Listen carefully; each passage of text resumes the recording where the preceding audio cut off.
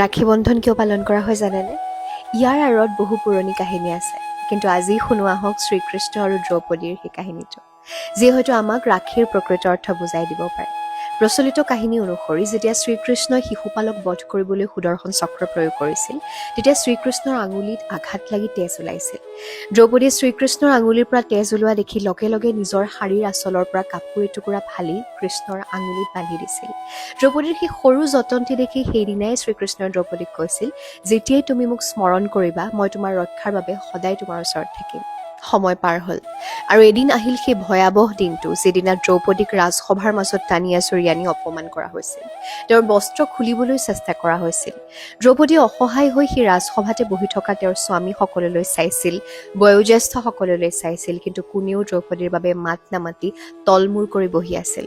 শেষত দ্ৰৌপদী অসহায় হৈ দুয়োখন হাত ওপৰলৈ তুলি কেৱল শ্ৰীকৃষ্ণক মাতি কৈছিল, হে কৃষ্ণ, এতিয়া মোৰ মান সন্মান কেৱল তোমাৰ হাতত।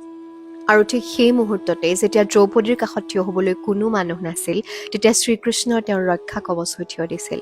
কাৰণ হয়তো দ্ৰৌপদী এদিন বান্ধি দিয়া সেই সৰু কাপোৰৰ টুকুৰাটো কৃষ্ণৰ বাবে কেৱল কাপোৰ নাছিল, সেয়া আছিল এটা প্ৰতিশ্ৰুতি। আৰু ইয়াতে ৰাখীৰ প্ৰকৃত অৰ্থটো লুকাই আছে। ৰাখী মানে কেৱল যে এজন ককায়েক বা ভায়েকেহে নিজৰ ভনীয়েকক ৰক্ষা কৰিব, সেয়াই নহয়। ৰাখীৰ প্ৰতীকী অৰ্থ সেয়াও যে যেতিয়াই কোনো ছোৱালীৰ ওপৰত অন্যায় হ'ব, তেতিয়া তাইৰ চাৰিওফালে থকা মানুহবোৰ যাতে দৰ্শক হৈ থিয় হৈ নাথাকক। আমি এনে এখন সমাজ বিচাৰোঁ য'ত এজনী ছোৱালী ৰাতি অকলে ৰাস্তাৰে যাওঁতে তাইক সুযোগ হিচাপে দেখা নাযাওক, বৰং তাইৰ মনত এই বিশ্বাসটো থাকক যে মোৰ লগত কিবা ভুল হ'লে এই সমাজখন মোৰ বিৰুদ্ধে নহয়, মোৰ কাষত থিয় হ'ব। অসহায় ছোৱালীক দেখি কাৰোবাৰ মনত সুযোগ নহয়, মানৱীয়তা জাগি উঠক। কোনো এগৰাকী ভনীয়েকৰ সন্মান কেৱল তাইৰ ভায়েকৰ দায়িত্ব নহয়, সেয়া আমাৰ সকলোৰে দায়িত্ব হওক।